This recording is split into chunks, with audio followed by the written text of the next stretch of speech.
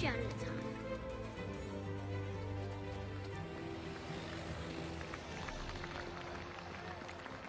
Welcome back to the Enjoy the Walk podcast, guys.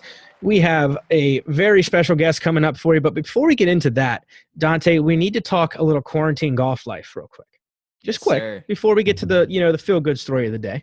All right. Yeah. You're whooping up on anything, anybody, anywhere in a game, and I'd like you to talk about it. Yeah. So obviously golf courses are closed in the New Jersey area, so can't get outside golf. Some of the simulator places obviously are considered non-essential, so they're closed. Can't have sim golf. Don't have any room in my neighborhood or garage to really set up any type of net or some type of hitting area to get a full swing in. So that's out of the question. Gone. I mean, I can go out back or go to the one big yard that we have in the front of the area and chip balls, but that's pretty much all I'm going to get. And I'm going to want to take full swings, or I'm going to sit there and just work on my swing in my room. If I don't feel like doing that, the round of golf I'm playing is video games. And there's this one game out there that is, to any golfer out there that truly loves golf, will appreciate the game, because it's not your Tiger Woods EA Sports game where you can smash it 400 yards and hit like 3 woods in the greens and put a crazy amount of backspin. No slamming the right trigger out of the thick rough behind the green into the hole. No, sir. And you're not putting spin, and you're not shooting 57s. You're not shooting 52s or 54s. There's a game out there. It's called the Golf Club 2019. I'm on PS4. And it's the realest thing to golf, in my opinion. If you're not playing simulator golf or actual golf, in my honest opinion, it is the realest thing to golf when it comes to, if you're trying to have any type of golf in your day because we're quarantined and can't do anything. The Golf Club 2019, they do have some licensing with the PGA, so there are some PGA courses on there, but it's this giant simulator golf. I mean, there's over 40,000 courses on there, because you actually have, and part of the game is it's the Greg Norman course designer. So you can design your own course. I'm trying to make my own. I'm trying to make the course that I belong to. But the game is sick. I mean, you gotta attest for the lie that you have. All your clubs are in carry distance, not total yardage. So you got to kind of feel out, all right, is the wind in my face? Am I downhill? Do I have a downhill lie, uphill lie, side hill lie? Am I in the rough? Am I in the fringe? You're going to get different ball reactions out of that. The rough, I'm telling you, if you're in the rough, it's game over, because it doesn't look like it, but it's like hip high and you're not getting out of it. So that game is what I've been playing. Yeah, you hooked up with previous podcast guest Bagger, Pat Webster. Yes, sir, we did. Yeah. What's the gamer tag guys can find you at if they want to hit you up on the golf club? Oh God! All right, PS4. So it's ready for this? It's D. Okay, it's D, F, R, the number 3, D, hyphen, underscore, hyphen, the letter B. So it's D Fred, but it looks like the guy is wearing headphones. If you ever do like the little D hyphen underscore hyphen B, it looks like he's wearing headphones. So it's D Fred with the number 3 in it. So that's my gamer tag. We'll post it up on there. Hit me up if you have it. PS4. If you're trying to get smoked, come see me. Go catch that smoke. Yeah, play with Bagger the other night. Played the stable for a game. I did win. He had a couple holes where he struggled, because I'm telling you, if you get yourself in the bunker, if you get yourself in the rough, or if a wind catches it and you go in the water, I mean, it's hard to come back, because if the guy's hitting fairways and greens, they're gonna score. And it's just, don't smoke too many folks. All right, we got to continue our podcast here, so you can't smoke up on the entire world. We got to have guests for the next year or two. That's true. But I know Bagger was saying that he wants to get like more people. I mean, you can have up to 4 people, and in the party you can do like alternating shot. He was saying that he wants to get like that, get a couple of buddies and whatnot. So if anybody's out there, that has PS4 and looking to get in the golf club 2019. Because hey, if you're quarantined and you want to play an 18 round, that's the way to do it. Heck yeah. No, that's definitely one way to spend a day of golf, not outside.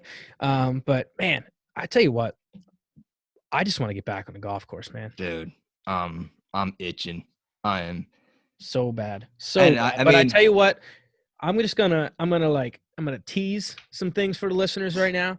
We have a very exciting some plans. I would guess you would say, Dante, right? Just some plans some plans. in the works that involve the 2021 season. Hopefully, God help us if we're back by then.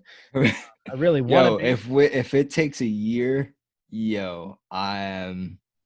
I don't know, man. I might lose it. God bless us all if we're not back by then. But hey, we have some great plans in the 2021 season coming up, and it involves walking, and it involves playing golf, and it involves big groups. So, be on the lookout. I think we're gonna tease it now through the next bunch of months. And well, one thing I want to do say though to everybody, speaking of plans, we may be on pause right now.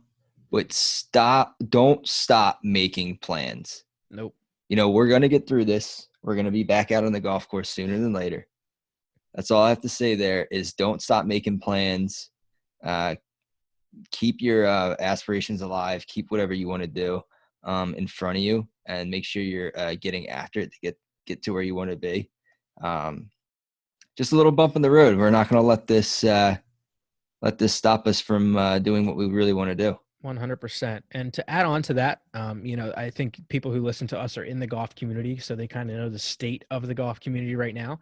But some people are unfortunately, jobless at the moment as golf courses shut down. And we're trying to do our part to facilitate anything we can, from maybe like a turkey dinner for some guys that are out of jobs. But Dante in the New Jersey area, myself in the Maryland area, and Isaiah in the Virginia area are just trying to facilitate, a little bit of money to go towards guys that we know in the industry personally, to help give back in our own way through Enjoy the Walk and our platform. We have, stickers and T-shirts and soon to be hats as well that we're making up that look like the board game, the game of life. And I think we all know golf is probably the closest thing to life, and the game that we call life that we live every day. So we've made this, this little design pack, and we'd love for you guys to help us support in any way you can, whether it's a $3 sticker, a $20 shirt, or, a $20 hat. Every last cent that we make from the game of life sales are going to people within the golf industry that need our help as they're out of a job through this crisis. I'm not telling you where to spend your money, but I'm just saying, if there's one thing you buy on our website to help people in need right now, it's the game of life, the game of golf T-shirt, sticker, or hat. It all goes back to people within the industry who need our help. So we're just trying to do our part as a platform on social media and as a podcast to get, our efforts out there and help in however we can to the golf community. Yeah, absolutely, man. I mean, I have friends that work in the industry, as a member of a course, I was pissed that they had to shut down, but you had to understand that, they're taking the best precautionary actions to help speed this process up, to eliminate this spread, to slow it down, to help get this back out there, and hope to get those guys jobs that they're on hiatus right now, get them back. I mean, it kind of hit me really home the other day. It's not necessarily in the golf industry, but my brother, just recently started a job for the contract position with the company, not about a couple weeks ago. Turns out they let him go the other day, as I think his last day was today. And it just is like, that's when it became like ultra real. There's nobody being spared from this. And, I think that's, it's just, man, let's help in any way we can. I know, $20 might be too much for people right now. So buy a $3 sticker. It's free shipping. It's $3. I think we can all spare $3 to give back to the golf community in any way we can help. So that's all we'll say about that. I don't want to be all doom and gloom here. We have a really, really exciting interview coming up with a really special guest. She spent some time on the San Diego State the San Jose State women's golf team, then transferred to California State Sacramento, where she also played 2 years there, led her team in 2012 and 2013 with a very impressive stroke average, in which we'll get into in the show. But she played all 26 rounds in a year of tournament play, which any college or any athletic golfer can tell you that's a very strong tournament season, and a testament to her ability to stay healthy and stay zoned in. So without further ado, we're going to have Tiffany Nichols from the San Francisco Bay Area up. Now we have a pretty special guest on the podcast with us this week, and happy to have on the show Tiffany Nichols, and thanks for joining us. How you doing? Hi, I'm doing pretty good. Happy to be here. Yeah, appreciate it. I know you're also joining the two of us in a little bit of quarantine life. How are you staying busy? Trying to do some different trick shots here and there, doing some little makeshift workouts out in my backyard. It's been interesting. Definitely missing golf. Got to get that fresh air every now and then, right? Yes. Awesome. Well, first and foremost, I'd love for you to tell us a little bit about yourself, where you grew up and kind of how you got into the game of golf. Well, I grew up in the East Bay area. I started off golfing when I was like 9 or 10. I'd go out to the driving range, hit a couple golf balls, do my best, and call it a day. When I was about 11 years old, I finally got out on the course for the first time, and I have my mom to thank for that. So she was an insurance broker, and she would have to go out there and network, so she decided she needed to really get good at golf. And so, of course, she brought me out there with her. I pretty much just like to sit in the golf cart and, eat candy. Maybe if she'd let me drive or something, that would be the highlight of my day. And eventually, though, I kind of got the itch, and it was actually through seeing her have a very difficult time out there. She had sliced a drive. I can remember the hole super clearly. So I'm going to go off on a little tangent here. Love it. She had sliced her drive and was stuck behind a tree and ended up hitting the same tree 5 times in a row and was further away from the hole than where she started. So for me, I nearly peed my pants laughing, and of course that really, really pissed her off. So by the next hole, it was a par 3. She bet me $50 that I couldn't beat her. So this was my first time ever playing on the course, and I made a par. So, she didn't end up giving me the $50, but heck of a story. Definitely got me started. I think that's so cool. And I think so many people can relate to that too, of just the first time they really remembered, getting golf in their veins and not just hitting a couple balls in a range, but actually getting out there on the course, putting clubs in their hands and actually making a score, whether it was, I feel like very few people make par on their first go around. So kudos to that. But, I feel like anytime someone just gets out there, gets a club in their hands and plays, whether it's 9 or 18, they remember that first time. So I think everyone can kind of relate to having that aha moment where it just kind of stuck and got bit by the bug, as Isaiah always says. Mm-hmm. That's awesome. And you were able to kind of take that itch and get into college golf. What was that trip like, from first picking up the club to junior golf and getting to that Division I level? It definitely took a team effort. So I had to have my mom on board. She definitely was standing behind me and helping me out with playing, getting me into a bunch of tournaments, making sure I was practicing. At that age, of course, a lot is going to either fall on your parents or figure out a way to get to the course, make sure you're practicing. Maybe you have a high school golf coach, but you have to put in the hours at that point, and getting some tournament experience was a really important part of that process too. Now, I know our side of things as far as the junior golf on the guys side of things, but from the women's perspective, is it any tougher to find junior events when you're working your way up through, and maybe talk us a little bit through what that junior golf side of things looks like from the girls' perspective? Well, here in Northern California, I feel like I was very, very blessed. I can't speak for anyone else's experience or throughout the rest of the country or the rest of the world. But I know here in Northern California, we had the JGANC and the NCGA. And between the two of them, it just seems like the opportunities were incredible. Paying pretty like low entry fees and being able to play really nice courses like Monterey Peninsula Country Club and Poppy Hills. I know, they're just incredible. So I was very, very blessed on that front. That's really cool. And something I feel like we've talked about it in podcasts past that, you know, whether you're a junior or an amateur player, just getting into kind of competitive golf, it's always awesome to see. It seems like these state and like local events always pick the nicest courses in the area. So even if you're just first getting in to competitive golf or have played it for a while, there's so much incentive to go play these events because they are on like the nicest courses in your region. Well, exactly. I mean, you can't pass up the opportunity to play. No, absolutely not. Now, you know, when you were in high school, was it like an immediate thought for you that you were like, okay, I need to go play college golf?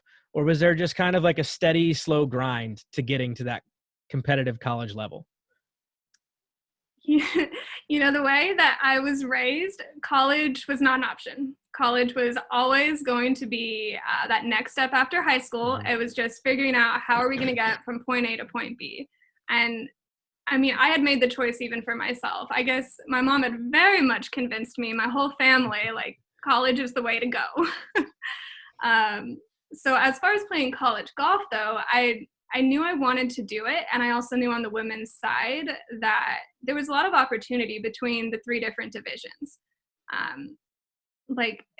think it's a little different than the men's, of course, where it's much more competitive. On the women's side, we have a little bit more of a gap between Division 1, 2, and 3, and how much golf you really want to take on versus like the workload in academics. So I knew that's something I wanted to do, but as far as just how competitively or invested, I kind of had to test the waters and see how good my game could get. Now, speaking of how good your game could get, what are some tips or, you know, tricks or just, you know, things that you did to maybe give girls out there that are looking to go down that path of, you know, going from high school golf to college golf, some just tricks of the trade to help them get to that next level? Definitely study the recruitment process a bit. So actually, after I got out of college, I went and worked for Recruiter Elite and the Gary Gilchrist Golf Academy, where I was a college mentor and helping these high school athletes get into college. So actually, it's exactly what I did for a few years. Very The cool. biggest thing was just making sure that these high school athletes were ahead of the game and really showing college coaches that they were persistent, they had good time management, and they were a well-rounded athlete that was going to show up and like really step up to the plate when it was time to. Yeah, that actually kind of hits home here too, because like I didn't play golf until maybe more on a competitive side until like a few years ago. Ever since I graduated college, got a full-time job. You know, I was a lacrosse guy when growing up in high school and ended up being able to play Division 3. But going back to the recruitment process, that's actually that's a good tip there, because the way my brothers played as well, but he was 4 years younger than I did. His recruitment process and my recruitment process were so different that he actually ended up getting better looks and got himself actually more out there. He actually ended up going out to Ohio.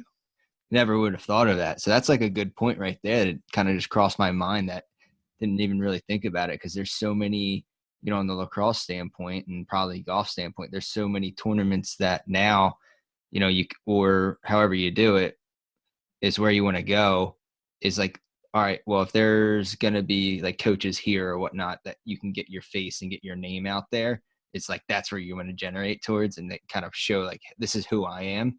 Like the way I did it, there wasn't that much. So it's telling these kids to be able to just kind of put your name out there and, you know, find that right spot to go to in order to get your face out there, which is, that's a good point right there. And just kind of blew my mind right there. Now, the thing I'm always curious about, because like I had issues with this, and now granted, I was never a great golfer coming out of high school. I always struggled getting, calls from coaches or calling coaches and not getting a call back. What was that process like for you? When you started having to make decisions of like, all right, I want to go here or there, like were coaches calling you, or did you kind of have to put yourself out there to see what the like climate looked like for you? I did, I got a few questionnaires in the mail that flattered my ego a little bit, but it really wasn't like, I think they were mass sending those out. It didn't really mean that you were anything too special. They were just getting an idea of who was out there and interested in playing college golf. And given, I think this was even like right around my freshman year, the timing isn't perfect. So I don't remember the specific dates with the recruitment process. But I do know the biggest part for me was just casting a really wide net. I think the burden was definitely on me to go ahead and be proactive, reach out to coaches. If you don't hear back from them, send them another email, send them another call. Like, you have to show them that you want them. And these coaches, they're getting so many like emails and letters and phone calls every single day that it's not personal. You just have to be persistent and don't take it personally. Realize that, you might be enough and you might be this perfect match for that team, but getting in front of them is the tough part. So the earlier you can start, I think the more options you're going to have. And it really is a process. So make sure you're juggling it all well. Because if you wait until, I don't know, the end of your junior year while you have a massive workload in school, you might be stretched a little thin, and it's probably not the best look to a college coach that's how you're choosing to manage your time. Yeah, I think the biggest thing anyone can do, whether it's on the men's or women's side, is just start early. When you're looking to apply to different universities, contact coaches, tell them, even if you don't have the best record at the time or the best stats at the time, if you think you want to go somewhere, just get on their radar as early as possible. Because it's like you said, there's coaches these days are so inundated on both sides of just people contacting them, wanting them to go here or there. As much as early as you can get into somewhere, just at least putting your name on the radar is probably the best thing you can do. And then obviously, I think on top of that, kind of just staying in touch is another thing that you can just kind of help yourself to stay on someone's radar. Oh, definitely. I think a big part of what I was doing, after I'd play in a tournament, I would always go and send an email to the college coaches I was really interested in and send them an update, and always an updated tournament resume. And even if you don't hear back, you're staying on their radar. Again, like, you just can't take it personally and just keep being persistent. Yeah, no, I 100% agree. And I think that's a great little kind of hack just to stay on someone's radar, is just after every tournament, respectable tournaments. I'm not saying go out and not break 100 and then go send them your round resume. But, I think if you're a serious college player that's putting up good rounds, yeah, do it after every tournament. Stay on their radar, because that's the only way to kind of just get in the back of their minds. Like, I wonder what so-and-so's doing today. They didn't send me an updated email in a while. Yep, I completely agree with you. So that's awesome. Now, you ended up starting your college career at Cal State U. Tell us what that experience was like. And, did you end up going on campus, or did you commute, or, what was your kind of like campus life and golf life? How did that mesh when you first got to college? So I was playing for San Jose State, and I lived on campus, did the did the whole thing as a freshman. It was definitely a bit of a shock, but I think what helped me through the transition, I actually, my senior year of high school, went to the Gary Gilchrist Golf Academy. He had opened one up in Central California. And so I got to be a part of that for the 1 year, got to feel what it was like to be a little bit away from home, and then was a little bit more ready for college. Even then, it still was quite a transition. The biggest part is just, how do you manage this massive amount of work while still wanting to have a social life and have fun with your peers? Very, very difficult to juggle. For sure. I can speak to that even at the Division III level. I mean, we are obviously not as diehard or serious as some of these D1 programs, but I mean, we still had to make practices. We still had to make sure we were showing up and being diligent in meetings and workouts and stuff like that on our level. So it's a shock almost to go from your high school living at home, commuting, obviously just going back and forth from high school and having those friends, and then A, making brand new friends, B, juggling your class schedule, C, your sports life, and then, D, whatever else that is all encompassed with that college life, to try and stay successful at everything is a huge change and a huge kind of almost culture shock in a way. Oh, definitely. And really, at the end of the day, you can only answer to yourself. Like, you have a coach, you have professors, but you're still pretty free, and you really have to be like self-motivated and have that drive in you to go get the things done that you need to. Yeah, I'm so glad you just said that. Like, the accountability within yourself is where I think what differentiates a lot of athletes from being able to be successful all 4 years, or, kind of drop off and maybe end up not starting or not playing full time, or, even giving it up. Dante and I can probably attest to a lot of athletes that ended up giving it up after a year or two, because they couldn't juggle everything.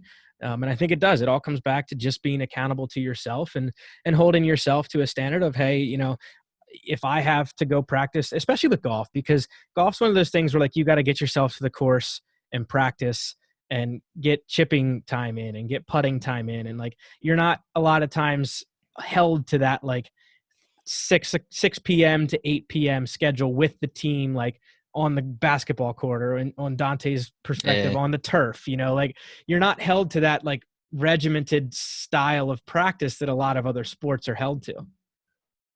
Oh, definitely. And you also, I mean, you have like specific golf courses on specific days with a specific practice. Like, one day we're doing qualifying, the next day we have a short game practice, the next day we're playing 18 holes, like, for fun or whatever. It's just always, you have to be on top of it. And then for me, I remember as a freshman, the biggest thing, make sure you know what golf course you're going to on what day. Don't mess that up. I definitely showed up for practice at the wrong place before, in the opposite direction. And in California, make sure you budget time for traffic, because no coach is going to be happy with you showing up late. I will attest to many times, and I ended up making friends with a local. Shout out to Jack Lawless. You got me to where I needed to go more times than not, and because I wouldn't have been able to get myself there, I was halfway to the wrong golf course more times than I can count, because we split time between a local municipal course, Scranton Muni, and a really nice course that was private that we could only get, like, after 3:00 on Tuesdays and Thursdays. But it's where our matches were held, so that's where all of our, like you said, qualifying and stuff like that was held. So yeah, I drove to the wrong golf course more times than I'd like to admit. But it's one of those things where I think a lot of universities have that, unless you have your own course, which are a very select few courses around the country. Mm-hmm. That's weird, because to me, like you were just saying, that's you had it easy, Lex, bro. Stop. No. Yeah, no, that's crazy. Because you actually had to have a more of a self-motivator in a way too, because if I missed practice, someone would find me and they would drag me to the field, and then I would have to, the repercussions of that, mostly sprints. I mean, it never really happened, but you always had someone that was kind of like, you were all moving as a team. But with golf, you guys have all different schedules, so practice was at different times. You kind of had to make for it, rather than you probably had team stuff too. But we did. And Tiffany, here's actually what I'm really curious about too, from just your side of things. When you started college at the D3 level, and now granted, we were a very new golf team when we started, but we didn't have like a specific regimen of workouts. Our kind of workouts were very self-motivated. Like you said, Dante, it was basically on us as a team to kind of get our workout schedule together, because the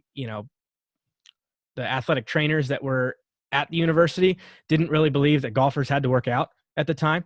And were very kind of just put off by the fact of, oh, the golf team wants to work out. Why are those guys wanting to work out? So we didn't have like a dedicated, athletic trainer or anything to really help us set up workouts. Did you have that, Tiffany, at where you went to school, like a dedicated kind of workout regimen for your team? Oh, we definitely did. And Jealous. You had to be, if you were on time, you were late. You had to be early for that, ready to go. And if I remember correctly, both colleges I played for, we both had like before 7 a.m. workouts, Monday, Wednesday, Friday. Yeah, See, I right. got And so off showing up easy. ready. That's just the difference. California and northern eastern Pennsylvania. Well, and that's the difference too of a Division I level. People, we talked a little earlier about, there being differences, and especially at the women's level of just like score from D1 to D3. But there's also at the men's and women's level, I feel like a difference in almost just overall dedication of time that needs to be put in at the D1 level as opposed to D2 and D3. Like at a lot of, from what I understood, at least at the Division III level from the golf side of things, we were very kind of just self-proficient in the way we had to get things done. A lot of our practices were self-motivated. Coach was just kind of like, okay, you guys are getting together, good deal. We'll have tryouts at this point and like qualifying for the next match at this point. But everything in between was just do it at your own risk kind of deal. And it was the same for our workouts. Like if it wasn't our captain telling us when we had workouts, we just kind of had to go on our own. And I feel like that's the biggest difference from Division III to Division I. It's just, it's a lot more regimented. Definitely. And I think as a high school athlete, these are things to start thinking about and really looking at.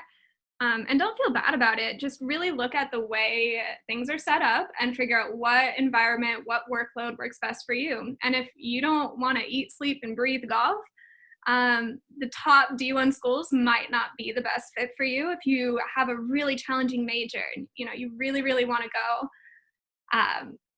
for something like engineering or Yeah. something a little bit on the trickier side where you have very specific classes that you have to take at specific times. Trying to juggle that with a very strict golf routine and regimen might not work out perfectly.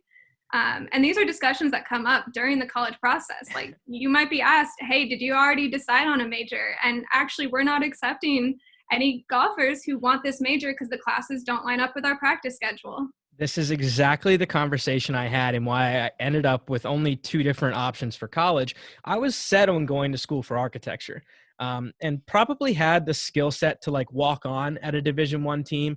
I had a lot of conversations with coaches, and it basically boiled down to that. It was, hey, we don't really recruit architects because of your class schedule. And not because we don't think you're, not dedicated enough to the sport, but architects and a lot of other majors have mandatory classes like Monday, Wednesday, Friday, 1 to 5. We were dedicated to be in studio for our architecture studio. So right there, you're missing a lot of class if you dedicate yourself to golf, or you're missing a lot of golf if you dedicate yourself to school.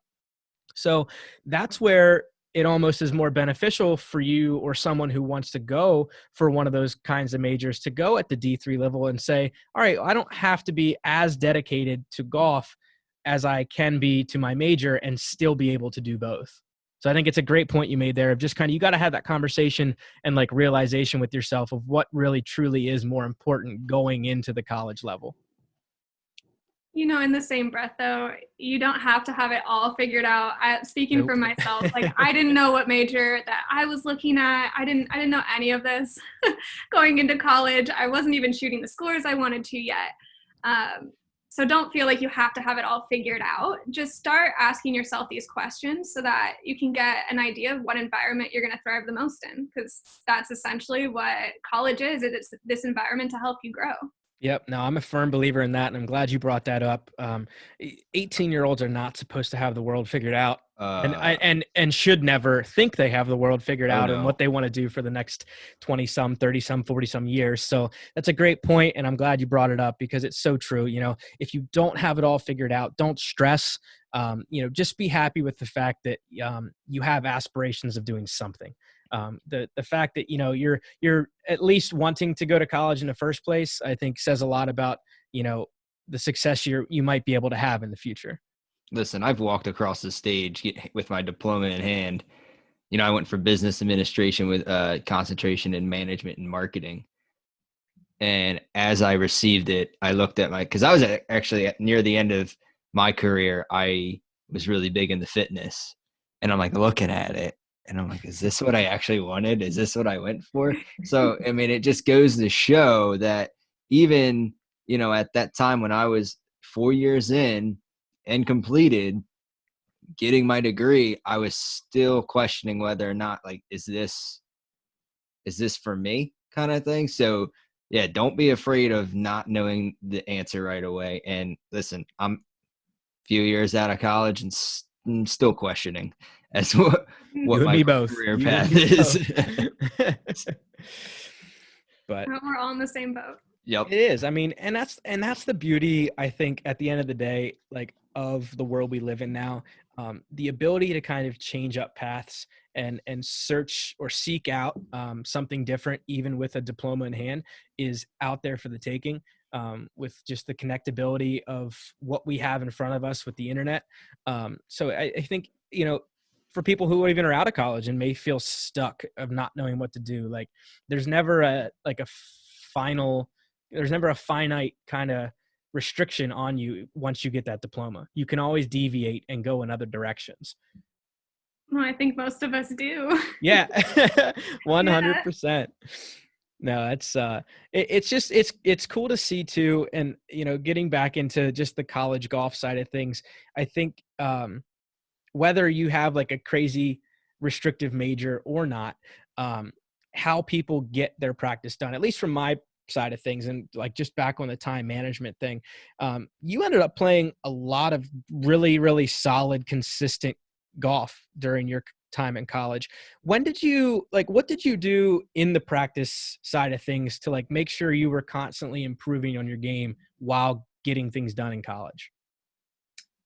That's where I have to really give it to my coaches and even my professors and the school as a whole, as you had this entire team helping you, especially as a Division I golfer, to make sure you're accomplishing what you need to, and really taking care of yourself. So, I mean, my coaches were there for me psychologically, emotionally, physically. They took on a bigger role than probably even knew they were signing up for when they first took the job, because it really is a lot.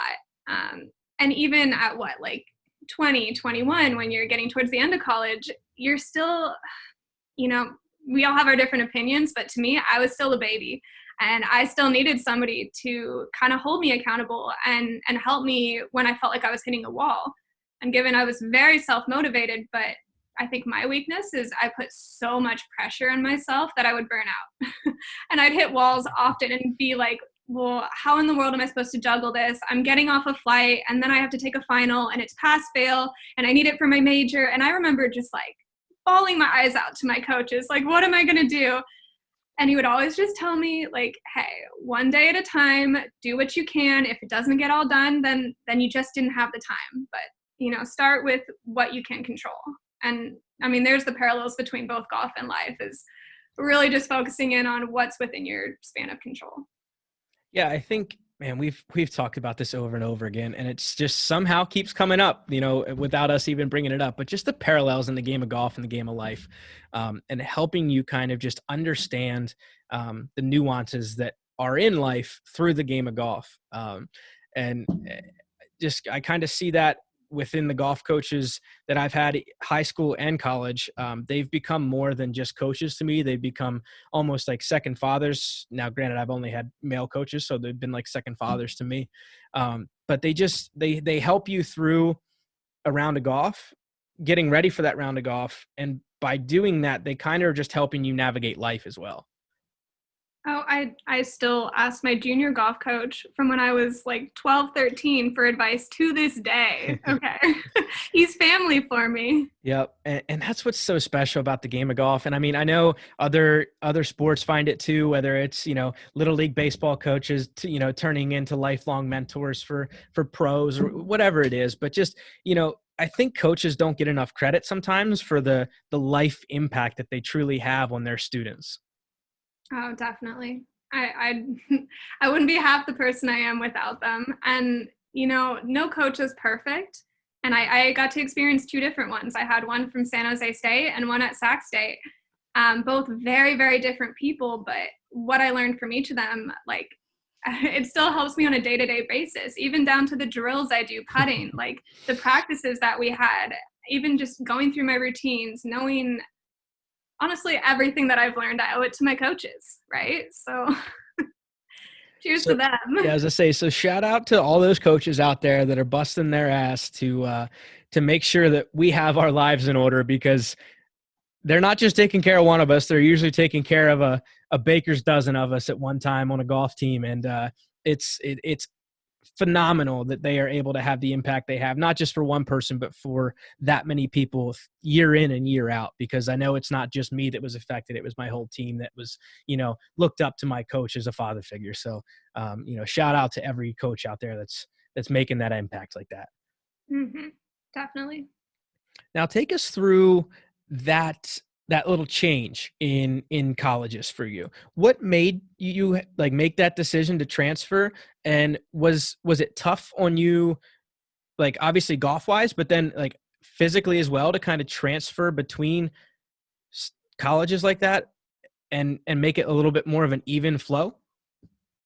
I think it had its challenges, and then it also had kind of its silver lining, I guess, to it, where the challenges was realizing that I needed to transfer, and having that meeting with my coach. It was very like emotional and difficult for me, but he could even see what was going on better than I could, that in this environment that I was in, I wasn't reaching my potential. Like, I think my best finish was my first college tournament, and then from there out, I had a difficult time. And we all perform best in different environments. The way that our minds work, the way that we, perform well, we're all very unique. Mm-hmm. So he was able to see that in me, and it was tough for me to hear, but it ended up being quite a blessing that he supported me in transferring. And I had thought back to, okay, well, what environment and what coach did I really feel like a lot of warmth with and feel like very invited? And that was at Sac State. So I called up the coach there, and he was just as sweet as he was when I'd spoken to him 2 years ago and said, we'd love to have you on the team. From there out, I would say the difficulties definitely coming into a new school and a new team your junior year, trying to find money at the specific time I was transferring in. The scholarships were already taken, so the timing was not great.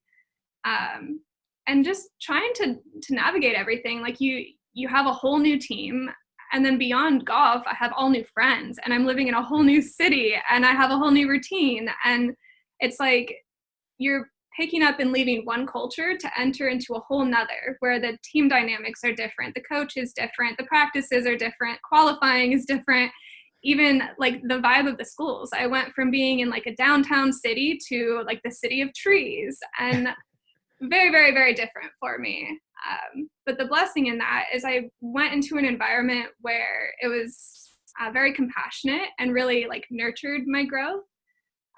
Unfortunately, did hit a little bit of adversity in there, but through that, I was very lucky to have the support that I did with both my team and my coach. So. Yeah, I think, I ended up my junior year as well, not transferring myself, but actually rooming with a guy that was transferring into our golf team. And it was interesting to get his perspective too, because he came in from, it was more of the opposite from him. He came from a very, very, very small community college and transferred kind of up to the Division III level and played golf at his community college. But he kind of made the comment like everything was even less organized than it was at the D3 level. And he was a very, very good player, but it was really cool to kind of live with him and just see his transformation. He came in very like kind of quiet and shy. And by the time we hit our like first official match, I think it was about a month and a half, 2 months into him being on campus, with just him hanging out with all of us golf guys every day and living with us, he turned to this guy. We couldn't shut him up. He was just, he kind of just, fell into his own and his place and ended up feeling very comfortable with the environment. So I think that's a big thing for kids to kind of really think about as they look to go to college, whether they're playing sports or not, is find an environment that yes, it fits your academic needs, but B, like make sure it fits your comfort needs of just feeling socially and like physically comfortable with the environment around you, and make sure that you have those, or like you feel like you'll have those individuals, whether it's professors or, people you meet before you get in that make you feel at home, because that's the number one thing. You're basically taking your home and moving it to a college campus. So that's, I feel like, the number one thing for people to really try and seek out as they look to find these colleges. Absolutely. I mean, even on my side of things, and if you want to take in account of, whether you're transferring or whether you're looking into possibly play sports or whatever, trying to take it to the next level. If you think about it on my end, and probably your guys as well, is you're going in already having friends. You may have not met them, but if you think it on that, you're already going to have a group of people to go to lunch with, to go to maybe possible classes with, or, obviously go to practice with, and then eventually games. And then you're going to start finding these people. So to me, to everyone out there, if you're looking to maybe, you're playing baseball, you're playing golf, or you're playing whatever sport that you choose, volleyball or whatever, and you want to take that to the next level, you can maybe even think of that and take that into account is, I will have a group of friends before, like, say I accept this school to go to and I'm going to play this sport. It's going to be a lot of work. It will be, because you're taking on a whole nother responsibility, yet in the back of your mind, you're going to know that you're going to make friends in the long run. I couldn't agree more. Honestly, I think that's what I miss so much about college now is I know. you had your friends, you had your team, and like golf is not a team sport. So to get to enjoy that for 4 years, it's like the nicest thing. I wish that we had more of that. That's why I live for like a good scramble or a best ball. I think it's the most fun. We have an alumni tournament. Well, we had it every year. I'm not sure if we're going to have it again this year, with just some things going on, but I just look forward to that. I just look forward to seeing the guys, getting the group back together every year. We had a golf house per se where we all kind of lived together, and just hanging out, not only like playing golf with the guys during the day, but like being able to just kind of kick it back at the end of the day and be with a like-minded group of individuals who just love the game so much and could just hang out and just, be like brothers pretty much. And I'm sure for you, it was like the team of just being with sisters, and like, it's an environment that you don't get anywhere else, especially once you graduate. Oh, definitely. And I think it brings together personalities where like, maybe if we were all just sitting in a class together, we wouldn't otherwise be friends. But because we're on a team together, even if you're like completely different than me, I still absolutely love and support you because you're my teammate and I've gotten to know you. And like suddenly we are friends. And I think that was like a really cool experience, both from San Jose State and Sac State. There's something about those long van rides or spring break trips that just brings together a team, no matter how different each and every single person is. Oh, and you end up loving every single one of them. Even if you can't stand certain things, you still love them, Yeah, the end all be all is no matter how different, and this is just the experience. My junior and senior year with having a guy transfer in who ended up being one of our best friends, and a new freshman that came in that kind of broke the scene and played really well and got into our traveling five, and we were the five of us on that van could not have been any more different in like day-to-day life. But at the end of the day, we still have a group chat that goes off way more than it needs to. Like it never stops buzzing, it seems like some days. And it's because, we grew to be way stronger of a relationship because of the team bond we had. Yep. No, I love that. And it's just now speaking of that transfer, it obviously worked for you in a few good ways. Your 2012-2013 stroke average was just above 77. You played 26 rounds, which was just about every tournament that year. Speak a little bit. I'd love to hear this because I feel like a lot of people miss the mark or maybe miss the realization that golfers play a lot of tournaments throughout a year. How were you able to stay, kind of healthy and in the zone for that many tournaments? Was there any kind of like secrets, or did you have a routine that you were getting into at that time? I still had a lot to learn when it comes to like nutrition and fitness and how to take care of myself. But still at that point, I had my trainers. We had, even the trainers we would go to if we needed ice or we needed to get stretched or we needed help with something. And we actually did have a nutritionist talk to our team at one point and kind of teach us like, hey, ladies, maybe if you're making these big smoothies and you think you're losing weight, there's actually a lot of calories in there. Or educating us also that, you're burning like 1,000 calories out on the golf course, especially when you're walking. Make sure you're eating enough. I don't think those were the issues, though, I ran into or like crucial components. I would say for the most part, we were looked after by the coach. And by nutritionists. We were always fed, we we always had food, and we always were making sure that our bodies were working well and being, stretched. I think the biggest part to being able to play all of those tournaments is keeping in mind that there's a travel day. There's a travel day coming home, so we're flying throughout the US. We have practice rounds.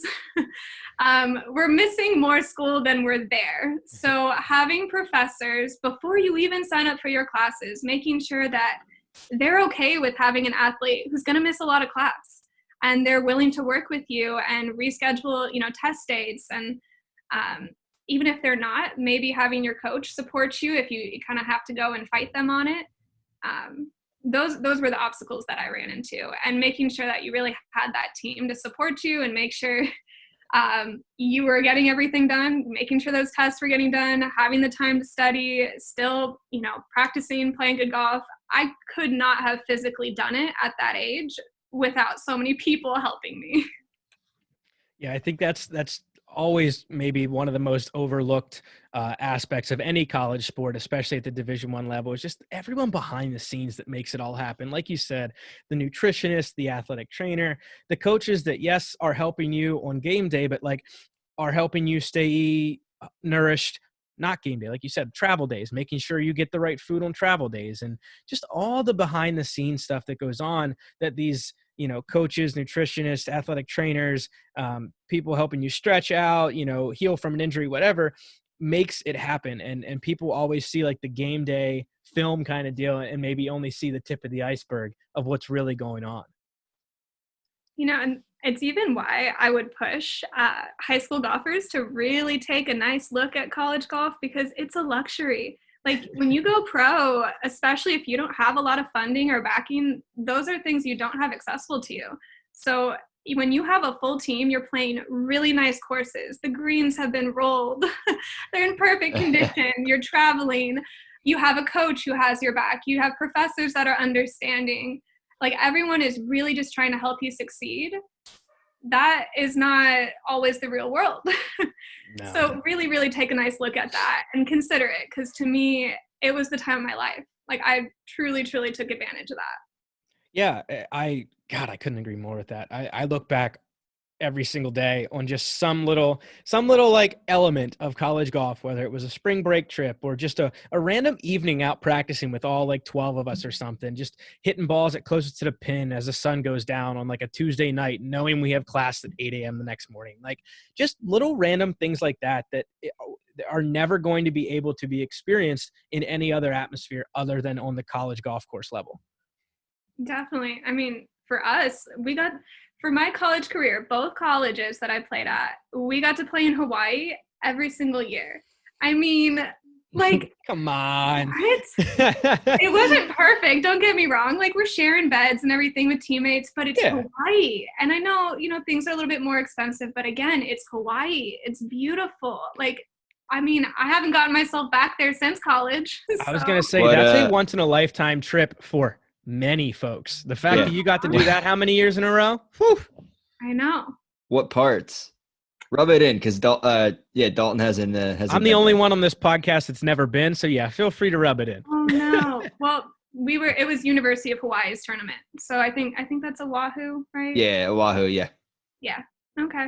Now, Isaiah, who couldn't join us this evening, also played. He played at Liberty University, which is a D1 program, but they also traveled out to Oahu for Hawaii's men's tournament. So he was kind of in and around that area a few times, I think, during his college career, and just the same way you talk about it just speaks, nothing but unbelievable words about how amazing that trip was every time they went. I mean, someone else is paying for you to go to Hawaii and play golf. Like, it's really, I mean, even if you go and play the worst round of your life, you are so blessed. Like, you're so lucky to be there. Is there any other clip that any high school sophomore, junior, senior needs to hear for a reason to pursue college golf right there? I don't think so. Hawaii is like, kind of the done deal for me. I'd say for a lot of individuals. Do you remember what courses you played? I don't. Yeah, I'd have to think about it. I went down. I got back. We went. My family and I went Thanksgiving. week, so it's still pretty fresh in my mind. So Ah, I was able to cross 3 courses off the list when I was out there. Definitely would love to, if I ever have an opportunity again, to get back out Now, there for sure. one key question I have to ask you, because I know Dante is going to ask, and Isaiah would be very disappointed if I didn't ask.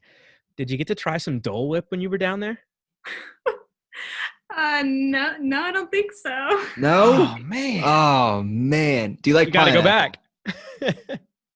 I didn't know. Is that something you're supposed to do in Hawaii? Apparently it's huge. Apparently it's, from what I've been told when we were out there, obviously you have the Dole plantation, like the Dole Uh-huh. company and the pineapples and all that. Yeah. It's out there, and they have this like custard-esque delicacy, dessert or whatever, and they call it Dole Whip, and it's basically like pineapple custard. And at first, my mom got it, and at first I was a little turned off on it, and now she goes, "Nah, you got to have this because I was told to get this. I was told to get it." And we got it at the Dole plantation. It was the most refreshing thing I have ever had for a dessert. It was so good. And apparently you can only get it there and like the Disneyland and Disney World. Looks like I'm going back. Yeah. Yeah, as if we had to pull your arm, right? Yeah. Yeah, really tough choice to make there. Phew. Yeah, Yeah. I think it's an obvious choice for all of us. We definitely want to go back as well. Well, for these two guys, go back. For me, I go for my first time and experience what everything Hawaii's got to offer. Yeah, but man, just college golf is just so cool. It's so unique. There's not too many other, I think, people that get to say they travel to as many warm weather tropical places as college golf teams. I think we're very unique in that. Like the lacrosse team's not going to Hawaii for a trip. Listen, we got You know? 50 people that we got to stuff in a bus. I mean, the warmest place we went during a spring break trip was like the Lynchburg, Virginia Beach area. Like I think that was probably the furthest south we went from our location. So I mean, the weather wasn't 80 degrees and sunny and blue water and you name it, palm trees or whatever. But yeah, definitely. Sounds great Come to to think me. of it, I mean, you guys both of you had smaller teams, so it seems as if your budgets are a little bit easier to maneuver to get you guys to some really nice places. Mhm. Yeah, I think, most golf teams travel in glorified Sprinter vans, I think, so it's a little easier to move us around than it is a big team of however Mhm. many. But yeah, college golf is just a fun, unique atmosphere that is just, I think, once in a lifetime experience that once you graduate, you'll never kind of get in that atmosphere again. So I'd recommend it. And I think, Tiffany, you can agree. I'd recommend it to any high schooler that's thinking about pursuing it because what do you have to lose of just that experience? Yeah, I'm definitely a big advocate of college golf. In the same breath, though, there are some people that it's not a great fit for, and I think just having that self-awareness and realizing what works for you, that's step number one, and then from there you can figure it all out. 100%. I couldn't have said it better. No, I totally agree. So now let's talk post-college a little bit before we wrap up. You graduated college. Was there an immediate jump for you to try professional ranks, or did you play any amateur events, kind of building yourself up to play professional? And how did that kind of post-college scene look for you? Mm. Definitely had a few speed bumps in there. So actually my senior year of college, we were in a car accident on the way to a golf tournament. Ooh. It was like not too, didn't seem like the biggest deal. Like the rest of my team, I think other than maybe two other players were pretty much okay. From then on out, I was kind of trying to cope with some really, really severe like neck and head pain and kind of just chalked it up to, okay, eventually this is going to go away. These are very normal symptoms from a car accident. So my plans from there, finish out, I had one semester left of college, finish that out, and then move to Florida where I could go and train with Gary Gilchrist again. So that's where he was located. And then I would compete on the Eggland's Best Tour. So, looking at my different options coming out of college, you really can either play the Cactus Tour in Arizona, at least at this point in time, it was Cactus Tour, or Eggland's Fest in Florida. That's where most of the women were going, and definitely I was being more drawn to Florida, especially with my coach there. So I moved out that way, tried to play in a few tournaments, and at this point I had already had a full semester and a few months since that car accident, and I was still experiencing like 3-day long migraines, probably 3 times a month, and trying to play golf where the hardest part, I couldn't turn my head to the right.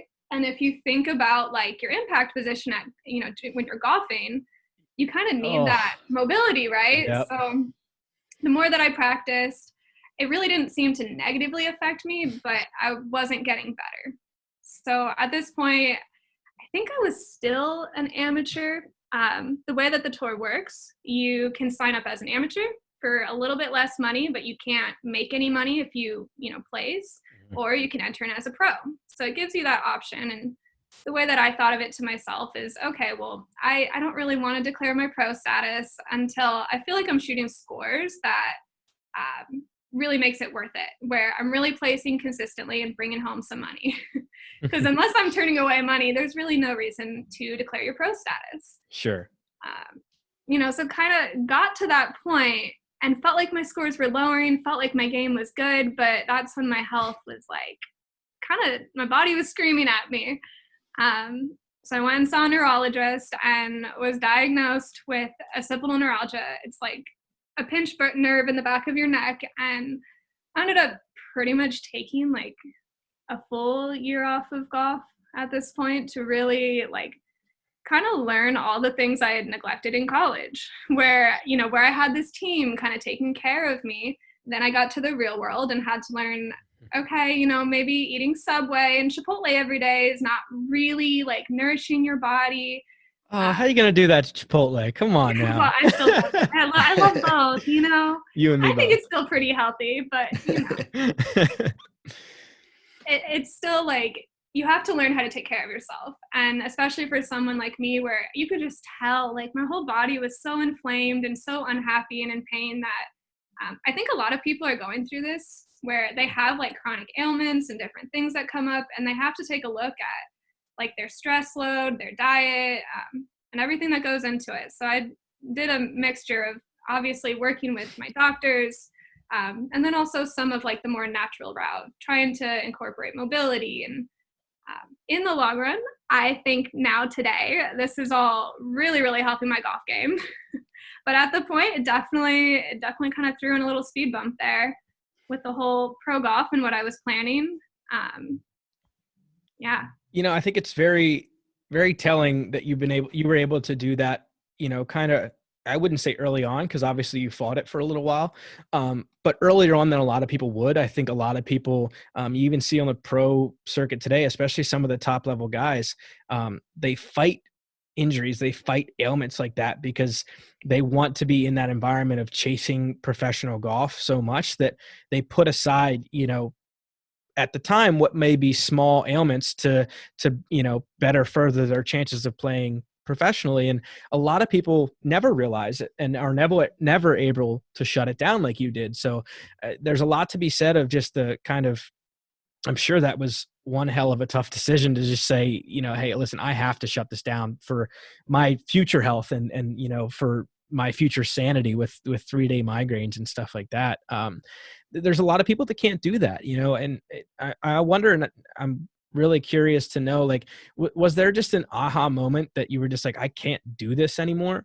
Or was it just finally admitting like, I this is going to be better for me a year from now. So I need to do this for myself. Well, I had realized like that it was directly affecting my golf game, so my swing is a little inside and over the top. And if you really like visualize this, if you can't turn your neck to the right and it's getting tighter and tighter and you're in pain, like not only is your swing is getting worse, but you're not happy. For me, it was a combination of physically like not being able to get out there at a certain point when it's like 9 days out of every 30 that you're like in excruciating pain in bed, like just really, it was really horrible. Like not able to eat, drink, do anything. people with migraines really, really get it. That's what I kind of chalk it up to, that nerve pain. Um, I don't know.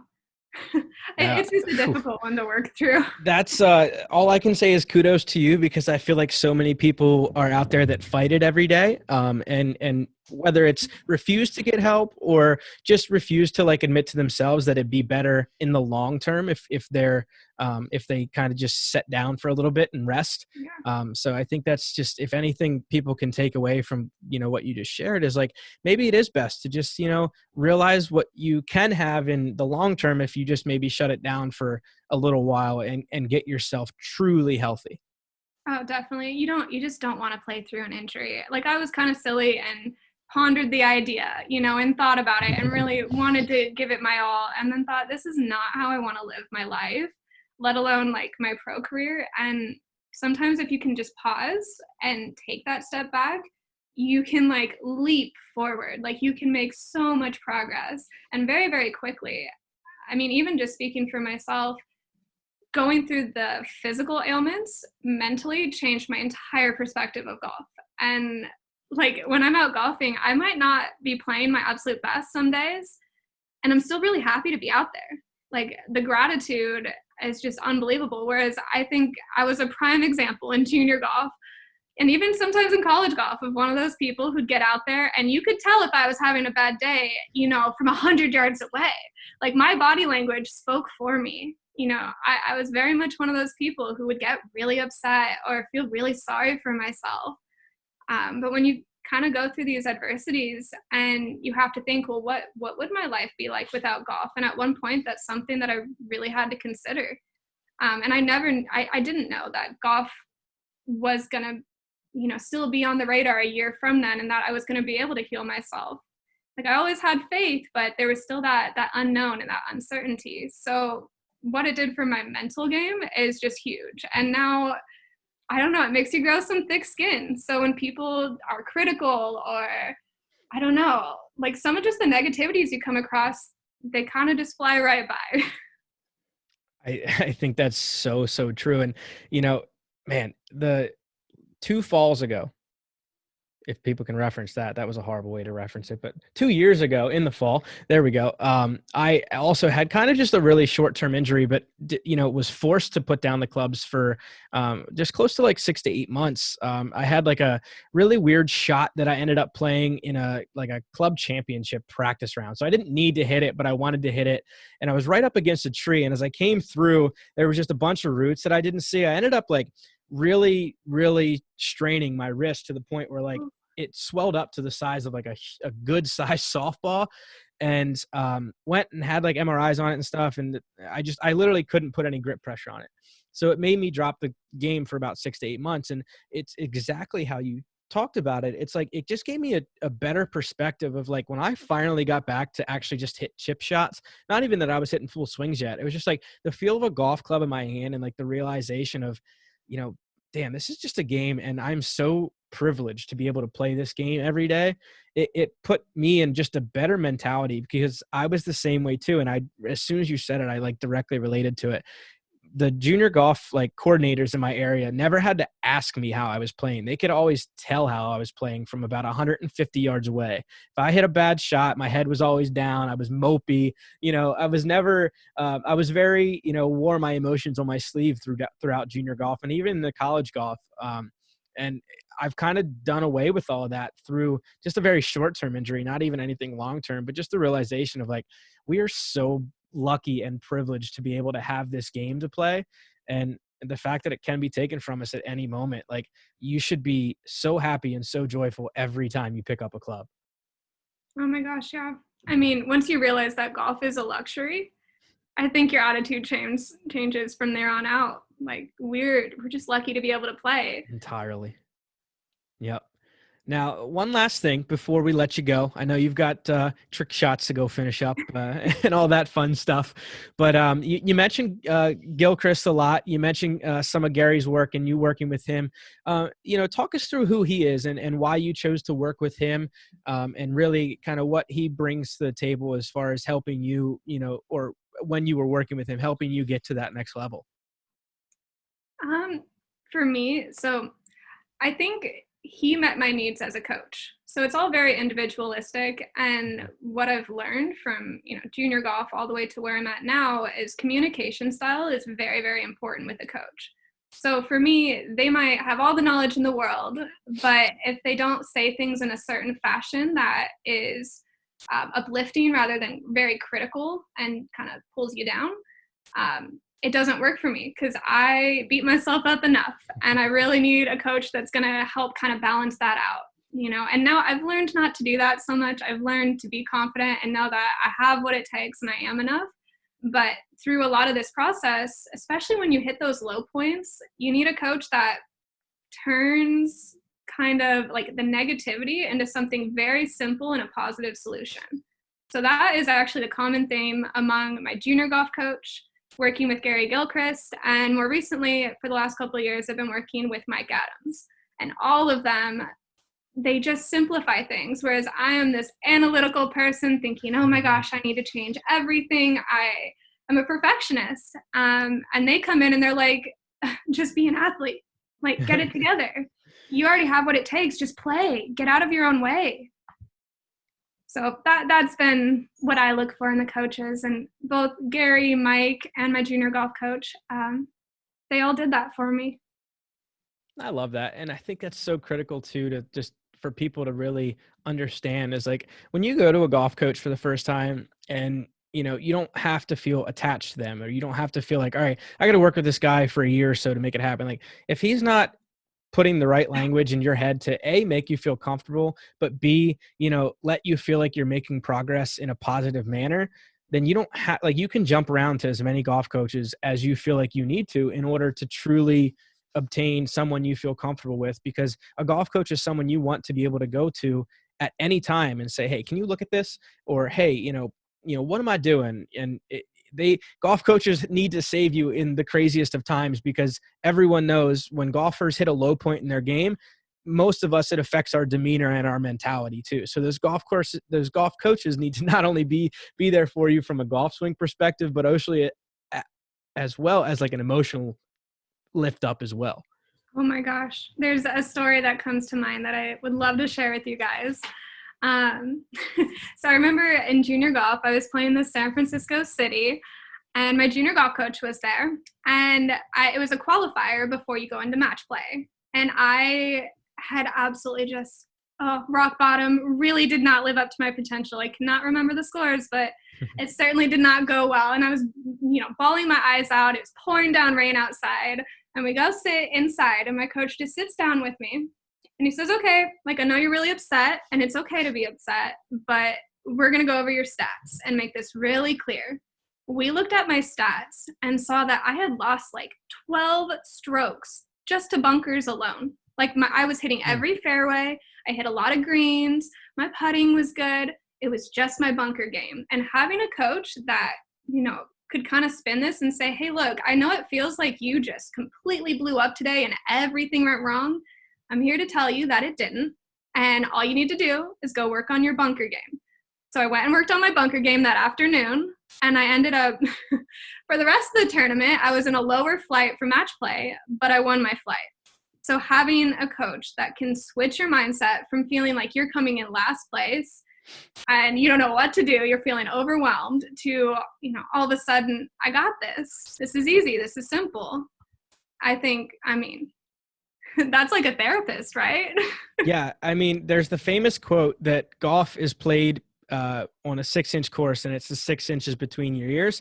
And I think it couldn't be more true when you're looking for a golf coach. I think that it is so crucial to have someone that, yes, can obviously help you, get you in the right positions and help you get a swing that's tailored to your body type or your style or how you move, but also be there for, like you just said, the times where you're just really struggling emotionally with the game, to help you get through those times and make you realize that, hey, you're a pretty damn good golfer. You just had one little thing go wrong today. Because usually at the competitive level, that's usually all it is. It's just one little thing that adds up to a lot of strokes quickly. It's usually not, an entire explosion like a lot of us like to make up in our minds.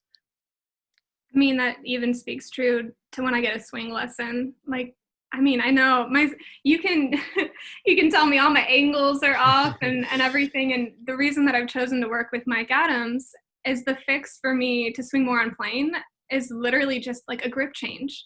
Like just move your right hand a little more on top, and to have like a simple fix and to go like we added like 10 yards onto all my clubs just in my first lesson, like with the simplest little switch. And I know, sometimes I'll get some negativity on social media or, hey, you need to work on your swing or unwanted feedback. But at the end of the day, knowing that it works and it feels good and I'm hitting the ball the best that I have, I mean, that's a great coach. Yeah, I mean, it's just so crazy. And that's what I love about this game is like you can literally move your left hand a quarter of an inch to the right or show one more knuckle at address than you were before. And all of a sudden you go from shanking the ball or hitting like the ugliest slice to just puring it straight down the middle, like you said, 10 yards farther. And it's just like a quick little switch of a grip. And that's what's so magical about this game is like there's so much that goes into it. And yet a little move can be the game-changing move that you need to make to start playing damn good golf. It's a game of millimeters. It truly is. Yeah. Oh my goodness. Yeah. It's just crazy. And I love it. And that's why we all, I think, are so in love with the game, yet it's so tantalizing at the same time is because it's a game of millimeters. I think it's what's got us all hooked. Something like that. It drives us crazy while driving us more in love at the same time. It's truly something special. Yeah. Well, Tiffany, we've really appreciated the talk today. We appreciate you taking the time out of your busy schedule to join us here on the podcast. Where can people follow along, with your journey in the game of golf and really just kind of see, the day-to-day work you put in the golf course? I'm working on a few different platforms, but right now the best place is just going to be Instagram at Tiffany Nichols. Yeah, that's your best bet. Awesome. Well, like we said, again, thank you so much for taking the time to talk with us. We really enjoyed it, and we hope you did too. Thank you guys for having me. This was a lot of fun. You got it. Take care. And guys, as always, get out there, carry your clubs if you can. If not, try and tag us on how you're working on your game, whether you're indoors or outdoors at Enjoy the Walk Pod on Instagram. And we hope to hear from you guys soon. So, Tiffany, thanks again. And as always, enjoy the walk. Enjoy the walk.